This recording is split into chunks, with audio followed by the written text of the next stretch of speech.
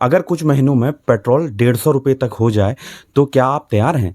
प्रधानमंत्री ने संसद में कुछ ऐसा ही कहा, जो सुनकर हर कोई चौंक गया। और आज हम आपको वही सच बताएंगे, बिना किसी अफवाह के, बिना किसी डर के।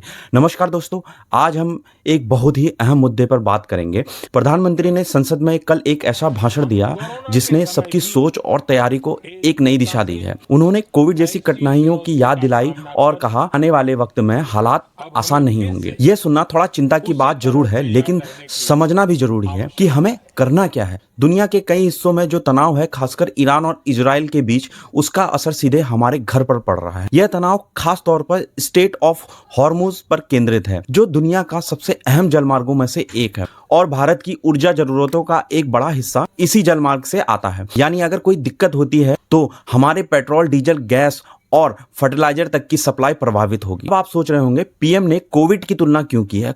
कोविड के दौरान समस्या थी कि डिमांड नहीं थी, लोग घरों में बंद थे, खर्च नहीं हो रहा था। लेकिन आज की स्थिति बिल्कुल उल्टी है। डिमांड यानी जरूरत है, लेकिन सप्लाई यानी वितरण में बाधा आ रही है। अगर स्ट्रेट ऑफ हॉर्मुज की स्थिति जैसे आज है वैसे ही रहती है तो आने वाले टाइम में तेल और महंगा हो जाएगा। इसका सीधा असर हमारे रोजमर्रा की जिंदगी में दिखने लगेगा। जैसे ट्रांसपोर्ट महंगा होगा, खाने पीने की चीजें महंगी होगी, खेती की लागत बढ़ेगी, आटे दाल की थाली भी महंगी हो जाएगी। एक और बड़ी चिंता जो हमारे प्रवासी भारतीयों की है। खाड़ी देशों में करीब 1 करोड़ भारतीय काम करते हैं। अगर हालात और बिगड़ते हैं तो उन्हें सुरक्षित वापस लाना और उनके परिवारों को देखभाल करना भी एक बड़ी चुनौती होगी। साथ ही विदेश से आने वाला रेमिटेशन, जो हमारे देश की इकोनॉमी के लिए एक बहुत महत्वपूर्ण है, वह भी प्रभावित होगा। प्रधानमंत्री ने साफ कहा है कि सरकार इस स्थिति को तीनों स्तर पर देख रही है। इसके लिए कई मंत्रालयों के बीच तालमेल बनाए गए हैं और 7 विशेष इनपावर्स ग्रुप्स गठित किए गए हैं ताकि किसी भी संकट का सामना तुरंत किया जा सके। इसके अलावा नई जगह से तेल खरीदने की कोशिश, स्ट्रेटेजिक रिवर्स का इस्तेमाल, यूरिया उत्पादन बढ़ाया जा रहा है, न्यूक्लियर एनर्जी जैसे वैकल्पिक स्रोतों पर काम और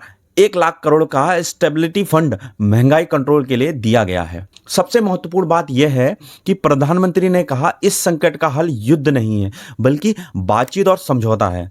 भारत हमेशा शांति का समर्थक रहा है और चाहता है कि सभी देश मिलकर इस समस्या का समाधान निकालें। तो दोस्तों, यह सच है कि परिस्थितियां गंभीर है, लेकिन डरने की नहीं है। जैसे कोविड की कठिन समय में भी हमने एक साथ मिलकर जो कदम उठाए थे, अब भी वैसे ही समझदारी और धैर्य के साथ आगे बढ़ना है। एक इंपॉर्टेंट बात, फेक न्यूज और अफवाहों से दूर रहें। सरकार की ओर से बताए गए निर्देशों का पालन जरूर करें।